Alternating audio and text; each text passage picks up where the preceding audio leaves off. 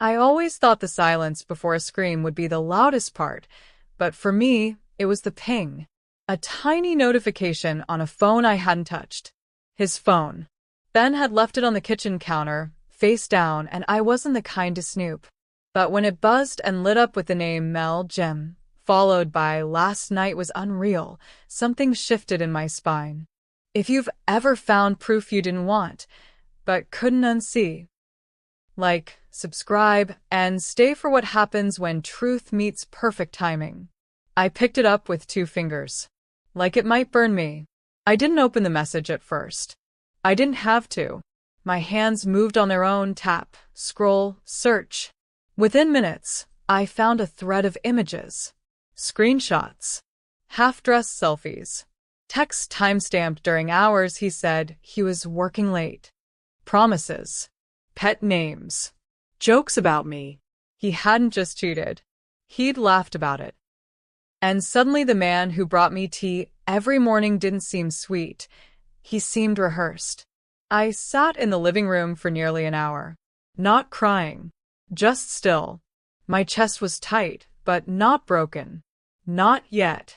That came later. After I remembered how I helped him get that job. After I remembered I'd paid half his rent for 2 months, so he could catch up on things. I didn't confront him that night. I didn't throw things or scream. Instead, I opened my laptop and typed in one simple phrase. Sympathy card templates. Because if he wanted to kill my trust, I would return the favor with style. The plan came together faster than I expected. Part grief, part adrenaline. I chose a sympathy card from a boutique shop 2 blocks from my office. Ivory cardstock, embossed with silver lilies. The kind of card people pass around in hushed tones, signatures crowded at the bottom with forced sincerity. It read, "So sorry for your loss." I didn't add anything inside. Not at first. Instead, I printed 3 high-resolution screenshots from Ben's phone. One of him shirtless in a hotel room I didn't recognize, one of Mel blowing a kiss with his hoodie draped behind her, and one of their chat with this message from him. "She has no clue. I could come home smelling like you, and she'd still say, 'How is work?'" I folded them crisply, tucked them inside the card, and sealed it with glue and a wax stamp I borrowed from the design department at work. Then I walked to a local print shop and made 10 more copies, just in case the first didn't make it to its destination. Ben worked in a mid-sized media company, the kind with communal kitchens, stand-up meetings, and an HR office that doubled as gossip headquarters. I knew the receptionist. We'd met at a team mixer last spring. She complimented my boots. I remembered her name, Kayla. So I wrote for Ben Thompson, confidential, on the envelope and asked a courier to deliver it to the front desk at 10:15 a.m., the exact time I knew their Wednesday team meeting started. The timing mattered. So did the silence. I didn't want to yell. I wanted gasps. That morning, I sat in my car across the street from Ben's office. Watched as the courier walked in. Watched as Kayla took the envelope and raised an eyebrow. Watched as the building began to buzz with a kind of stillness that only comes when something personal becomes painfully public. I didn't need to see what happened next. I'd already buried the relationship. I just left the headstone. By 3:17 p.m., my phone started buzzing. Not with Ben. Not yet. With a text from Claire, a friend who followed me on TikTok. "Girl, is this you?" She attached a link to a video. I opened it, and there it was. A blurry but unmistakable shot of Kayla, the receptionist, holding the sympathy card in her hand. In the background, the murmur of confused coworkers. Then someone, probably on their lunch break, filmed the card being passed down the conference table like a cursed artifact. Laughter. Shocked silence. One voice whispered, "Oh my God, Ben." The video ended there. Just a few seconds of chaos. But it was enough. By evening, it had 10,000 views. Comments rolled in. "This is how you do revenge." Respectfully, I need this woman to be my mentor. This is the only kind of funeral I am attending this year. People were stitching it, reacting with shock and admiration. Some debated the ethics. Most called it art. I didn't post the video, but I didn't stop it either. Ben called 4 times that night. No message. The 5th time, he texted, "You made your point. Please stop." But I hadn't started anything. He had. I just gave the ending a bit more poetry. The next morning, his name started trending locally on Twitter. Not enough to ruin him, just enough to create a Google search result that wouldn't go away for a while. I watched it unfold with a kind of cold calm. Not joy. Not revenge. Just balance. He didn't lose his job. But he didn't keep his credibility. And I didn't lose sleep. It came 3 days after the video hit 60,000 views. A DM request from someone I hadn't expected, or maybe I had.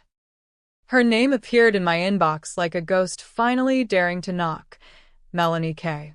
Her profile was private, her photo grainy, but the username matched the one I'd seen in Ben's texts. I let the message sit there for a moment, unread. Then I opened it. Hey, I didn't know about you. I'm sorry for what happened. Just wanted to say that. No emojis. No exclamation points. Just a digital white flag. I stared at the message for a long time. Part of me wanted to respond. Ask her when it started. If he lied to her too. If she'd seen the card. If she knew how poetic it felt to bury their little affair inside a card meant for mourning. But I didn't. Because she wasn't the story.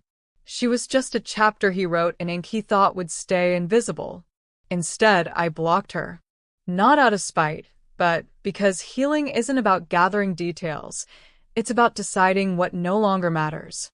Ben, on the other hand, had gone quiet.